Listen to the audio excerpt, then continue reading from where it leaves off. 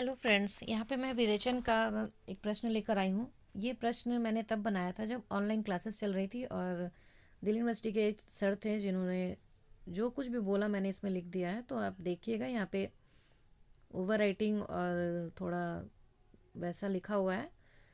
बस ये बोलते जा रहे थे और मैं लिखती जा रही थी। उन्होंने जिस तरह से समझाया है विरेचन को उस तरह से मैंने लिखा है और मुझे अच्छा लगता है, तो मुझे लगता है आपको भी अच्छा लगेगा और आपके लिए विरेचन को समझना आसान हो जाएगा, इसलिए मैं इसको शेयर कर रही हूँ आपके साथ। तो विरेचन का अर्थ, रेचन मिटाना, दूर करना, उपचार करना। तो विरेचन का अर्थ हो गया कि चीज़ों को दूर करना, अलग करना, उपचार करना किसी चीज़ का। परिष्करण, विरेचन का अर्थ परिष्करण। चावल से कंकर बीनना विरेचन है। आटा छानना विरेचन है। हमारे भावों और विचारों में भी अवांछित बातें आती है।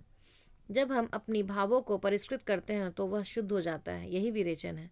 कुम्हार मिट्टी से घड़ा बनाता है, कुम्हार के मन का विरेचन है। मन के भावों का विरेचन हुआ। हमारे अंदर जब कोई भाव आता है और हम उसे कविता के रूप में लिख देते हैं तो यह हमारा विरेचन है। हमारे शरीर में मल मूत्र होते हैं, वे जब तक बाहर नहीं आते तब तक हम परेशान रहते हैं, बेचैन रहते हैं। जब उसे त्याग देते हैं तो हमें शांति मिल जाती है, यही विरेचन है।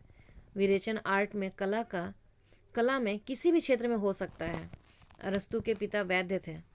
कैथोलिक शब्द आयुर्वेद में ही आता है। आयुर्वेद में भी इसका यही अर्थ है कि शरीर के कोई नुकसान पहुंचाने वाला बीमारी को शरीर से अलग करना। अरस्तु के आयुर्वेद से इसे लेकर साहित्य में प्रयोग किया। अरस्तु ने क्या किया, आयुर्वेद से जो उनके पिता ने इसका इस्तेमाल किया था वहीं से इसको लेकर और इसे साहित्य में प्रयोग किया। काव्य में हम जो कहना चाहते हैं जब वे कह देते हैं तो यह विरेचन है। करुणा तथा त्रास के कृत्रिम उद्वेग द्वारा मानव मन को परिष्कृत करना, मानव मन का उद्धार करना ही विरेचन है। अरस्तु ने जो विरेचन का सिद्धांत को प्रतिपादित किया, उसने इस सिद्धांत को अपने गुरु प्लेटो के काव्यों में देखा था। प्लेटो ने कहा था, हम उद्दान संगृत है से कैथोरसिस कर सकते हैं। शायद अरस्तु ने यहीं से विरेचन शब्द को लिया होगा। किसी भी रचना को अगर हम पढ़ते हैं तब हमारे मन को शांति मिलती है, अर्थात हमारे मन का विरेचन होता है।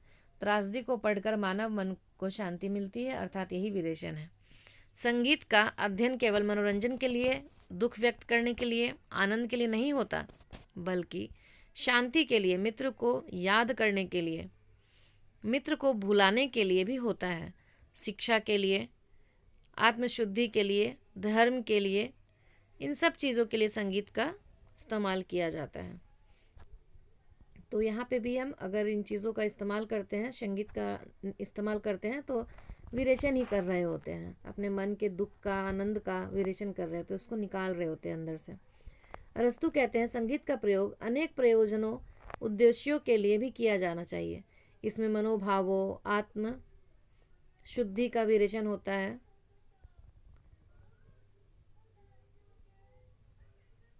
मनोविकार शांत होती है, आवेगों की अभिव्यक्ति होती है। आगे हम देखते हैं कि विभिन्न विद्वानों ने विरेचन की व्याख्या की है। तो विद्वानों ने क्या कहा कि जो है धर्मपरक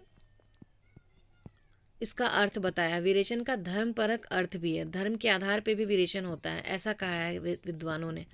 तो विद्वानों ने विरेचन के कितने अर्थ किए हैं, यहाँ पे हम देखते हैं कि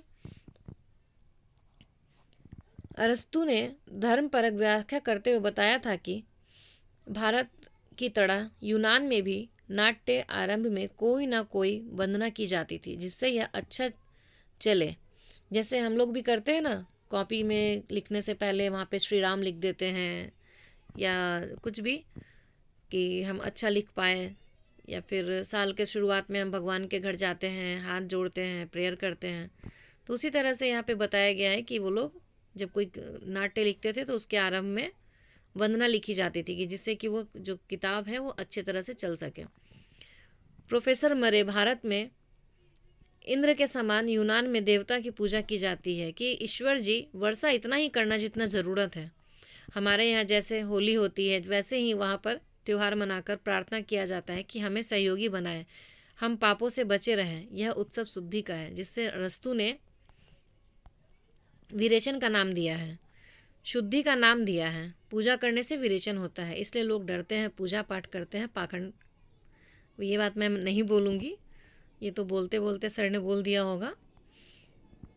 नीतिपरक व्याख्या। जर्मन विद्वान वार्नेज ने की मानव मन में अनेक विकार वासना रूप में से छिपे रहते हैं। किसी का कोई सामान ले लूँ, ऐसा मैंने मन में कभी आता है, कई बार आता है कि हमारी नीति जो होती है वो किसी तरह का आता है, ऐसा जर्मन विद्वान ने भी बोला है।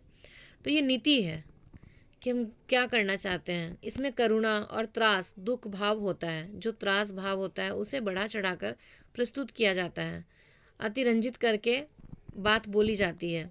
विश्वामित्र के तप को जिस तरह से मेनका ने भंग किया, बेटी उर्वशी पैदा हुई जिसे कि पूर्वा ने पाला, ये इंद्र की नीति थी कि ऐसा किया जाए। तो ये नीति परक चीज़ें थी। रति और कामदेव का अगर एग्जाम्पल ले लेते हैं, शिव ने परेशान होकर भस्म कर दिया, और ये क्या हुआ कि ये भी एक विरेचन हुआ। किस तरह का हुआ? तो नीति परक व्याख्या है ये विरेचन का।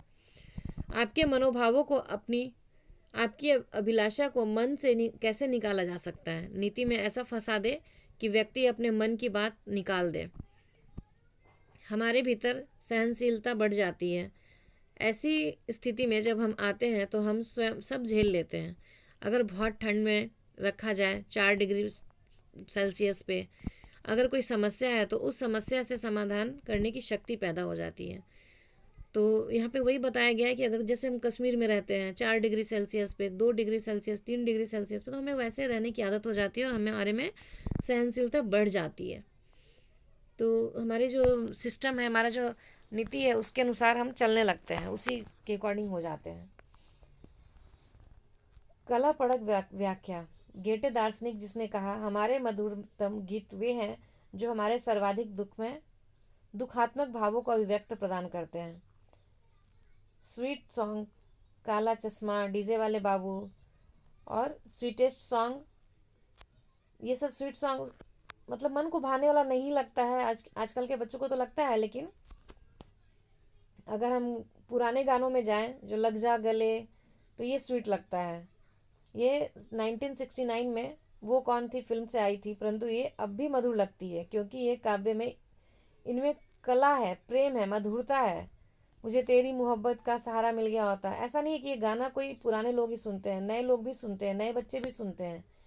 तो दिस इज़ लव, ये प्रेम है। यहाँ कोई मस्ती नहीं है, मिलन नहीं है, लेकिन ये क्या है? अमर प्रेम है।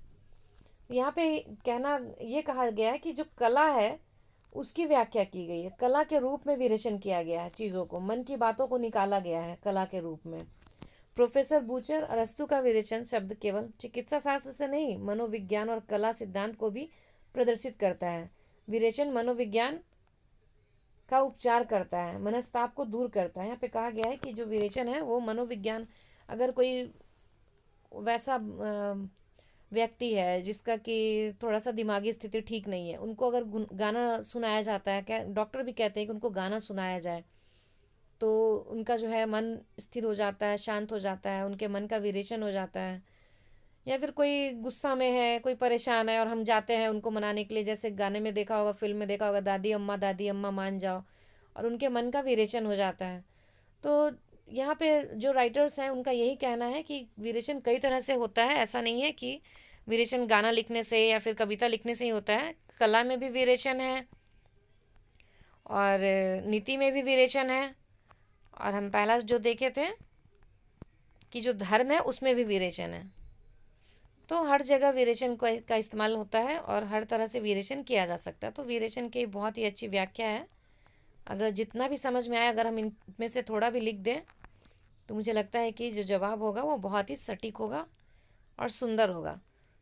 तो मैं यही सोच कर ये चीज़ें आपके सामने ले आती हूँ कि पूरी तरह से वही लिखा हुआ है जो क्लास में सर बोलते जा रहे तो मैं लिखते जा रही थी। तो आपके काम आएगा, आप इनका इस्तेमाल करें और चीज़ों को समझें गहराई तक, और आपका एग्ज़ाम बहुत अच्छा हो। धन्यवाद।